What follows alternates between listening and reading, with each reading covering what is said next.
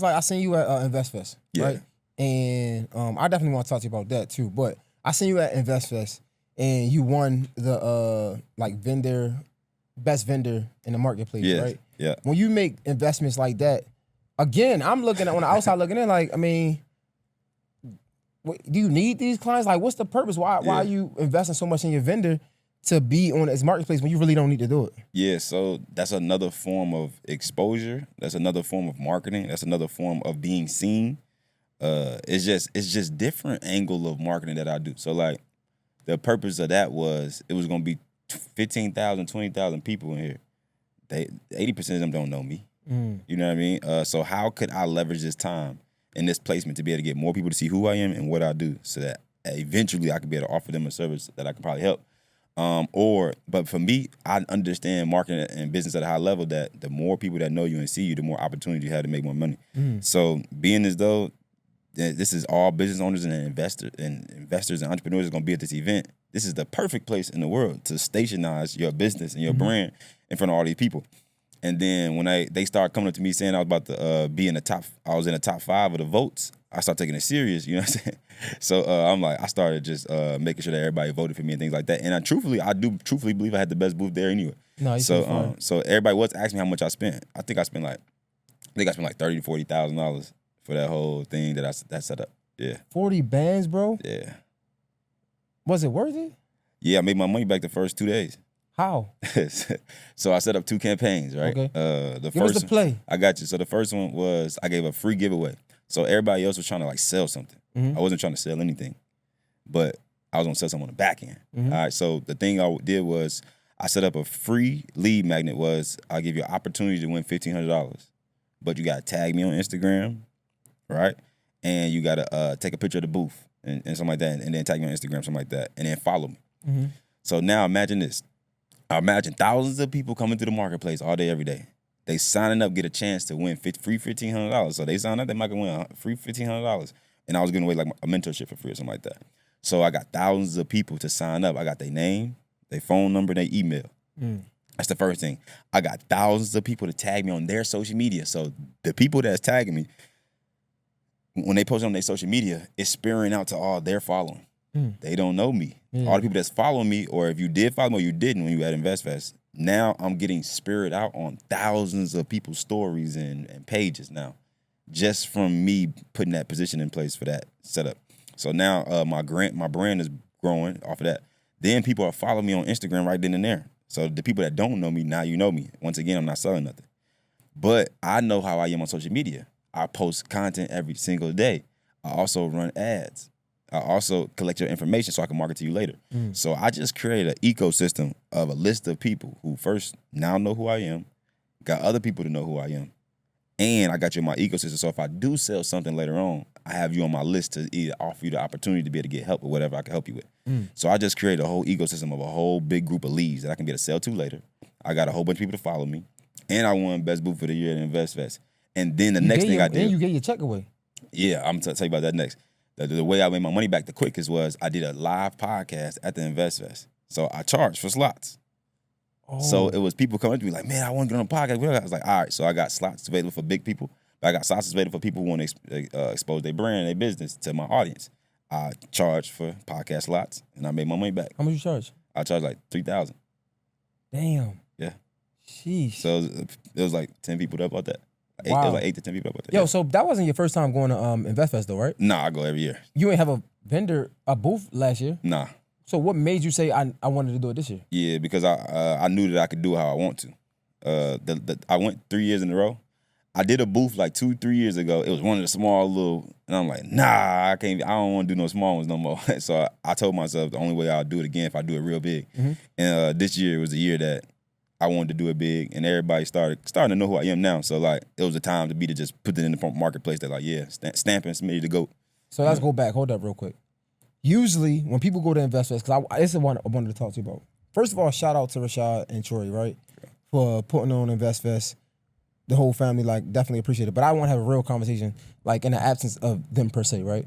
Usually when people go to InvestFest and they don't have the experience that they want to have or they wish they had, they slander it. Yeah. Shit, it ain't nothing. Yeah. Don't go there, waste the money, right? Yeah. You went there and it sounded like you ain't have the experience you wanted to have because your booth was small, but you was able to acknowledge that. Yeah. How was you able to see that and say, I want to do this again on a different level? And what made you not look at it and say, InvestFest ain't worth it? Yeah. So I just seen the other bigger booths and the motion they had with their booths. I understood it. I'm like, whoa, the people surrounded this booth for 2 hours. I know they got clientele coming in at their booth. I just ain't got that motion at my booth right now. But I could see the potential. You know what I mean? And I just understood, and then I'm business oriented too, so I understood it. I understood it at a higher level. I'm like, wow. So if they got all those people to go do that for a lead magnet, that makes sense. They're getting leads there. Oh man, everybody taking selfies at this person's booth. Dang, I know they tagging them and saying like, took a selfie.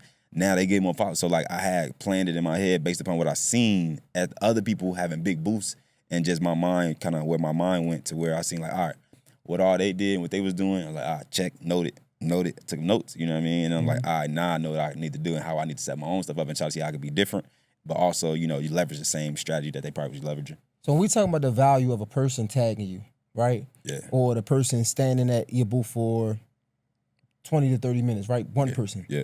How do you monitor or gauge value per person, even if you don't get a lead or a sale right then and there? How do you value that? So most people always looking for making money on the front end. When you start getting in business, you start making money for real, you understand that money is most of the time made on the back end.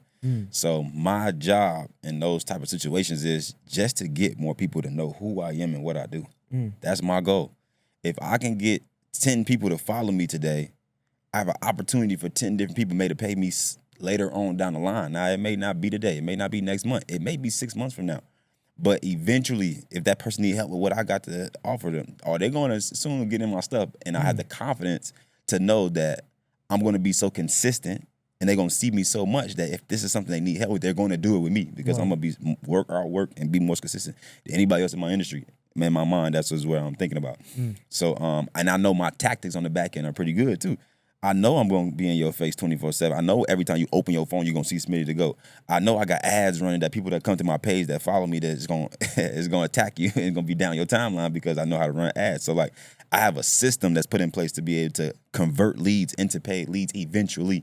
So then I'm not worried about having to make money on today. I'm worried about just getting you here and around the imagery and around the name first. And then I provide value to you via my free content, my free YouTube videos, and my free content on Instagram and TikTok and these things. And then if that's something you want to do, you will pay.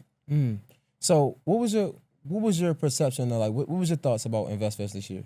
I think InvestFest was big. I think this is actually better this year than the last couple, like some of the years. I thought so too. It was actually good. I think the response from people that was there was pretty good. I think a lot of people was there. It made it even better that I won first place. Sure. You know what I mean? So I think it was good. I think it was a good experience. I think a lot of people learned. I think a lot of people was there. I think a lot of same things that be happening every year. A lot of connections being made and stuff like that. So when you see, like, you might not say it, but like it's been almost, I don't want to say a smear campaign, but when you open up social media, it's almost like everybody got something negative to say. Yeah. When you see that, like, what do you think? Because you was there. I was there. It was fire. Yeah. So when you see that, I think all good big things have some people to attack it. I'm just starting to learn that now that I'm growing a big brand, and I can't seem to understand why when I get on the internet, I get it. So I already know that they gonna get it at a whole nother level. It's like I come on the internet every day to help people. How do I get hate DMs? How do I get people saying like dumb hateful stuff to me? And all I get on the internet to do is just help people. It don't make sense. Put people on game or give them information or help them do something I did that worked. And it's like, if I know that when I built the big brand, the type of responses I get to my DM and on my comments and on my YouTube, I can't imagine what they do. So I already know that it's going to happen. So everybody not going to like you. I know that, and everybody should know that you're not meant for everybody to like you. It's going to be some people that dislike you. It's going to be some that like you. But either way, they're going to feel how they're going to feel. You just do you. And I just think, to answer why, they don't have the skill set to capitalize off it like other people do. So then they don't get the value, don't understand the value of it, or they feel as though that it should go a certain way how they think it should go. based upon people probably making an X amount of dollars or InvestFest being this big thing to where they count people's pockets. I think there's another thing people doing. Oh, they got this many booths, they got this many tickets, and then all these things they think about in their head, and they're like, oh, they should do this and they should do that. It was like, this is their campaign, man. This is their brand, this is their business model, this is their event. Yeah. They're gonna do what they want to do. If you want to do something like you want to do it, then you go build it and you go do it your way. Yeah. How you gonna get mad at somebody how they doing it their way? So I think it just come with the game, and it just come with the game, bro. You know, it's fun. It remind me of almost Chris Brown in his concerts. Like, I think, shout out to my homie Mandy said this. She went to a Chris Brown concert, and she was like, yo, it shows me that the internet not a real place. And we all know the internet not a real place. So I'm like, why you say that? Yeah. She's like, yo, the concert is packed. Like, literally, and that they just had one at the baseball stadium. Yeah.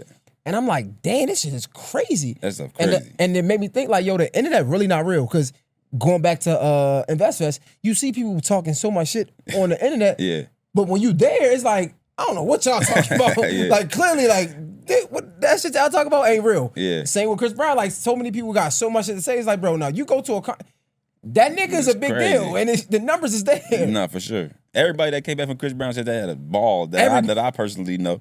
I know it's the internet. I've seen a couple of things too, but it's, man, like I said, big stuff is like, everything gonna be perfect either. I ain't gonna say like the people who had something to say, like whatever they went through, I'm pretty sure it probably did happen. Yeah. But overall experience, I don't think nobody got no bad to say if they in there and everything going good, you got in your seat and your tickets and stuff like that.